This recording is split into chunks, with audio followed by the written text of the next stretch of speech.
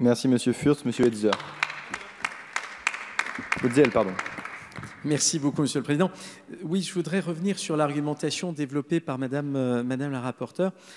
En fait, vous pouvez regarder, vous avez parfaitement raison de dire que René Dosière posait des questions écrites sur le sujet, mais vous n'êtes pas sans savoir que désormais nous sommes limités dans le nombre de questions que nous sommes amenés à poser. C'est déjà une première difficulté. Quant à la deuxième difficulté, et elle est importante également, René Dosière faisait régulièrement état du fait qu'il n'obtenait justement pas de réponse. Et vous allez pouvoir vérifier au journal officiel, vous verrez que dans 80% des cas, il n'obtenait justement pas de réponse aux questions écrites qu'il posait précisément sur cette question.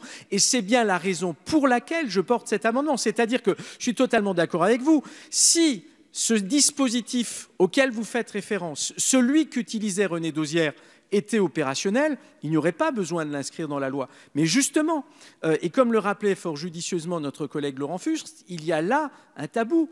On parle de beaucoup de choses, simplement il y a un point, celui de la rémunération de celles et ceux qui sont les conseillers directs des ministres, qui sont mieux payés que les ministres et bien entendu que tout parlementaire, y compris le président de l'Assemblée nationale, eh bien dans un certain nombre de cas, eh bien c'est le blackout. C'est tout de même une question importante qui mériterait d'être posée avec sérieux et je pense que, y compris les collègues de la majorité, de La République En Marche, peuvent comprendre qu'il y a là un sujet et que si vous voulez être vertueux, eh bien il faut se saisir de ce sujet et donc voter en faveur de cet amendement. Je vous remercie.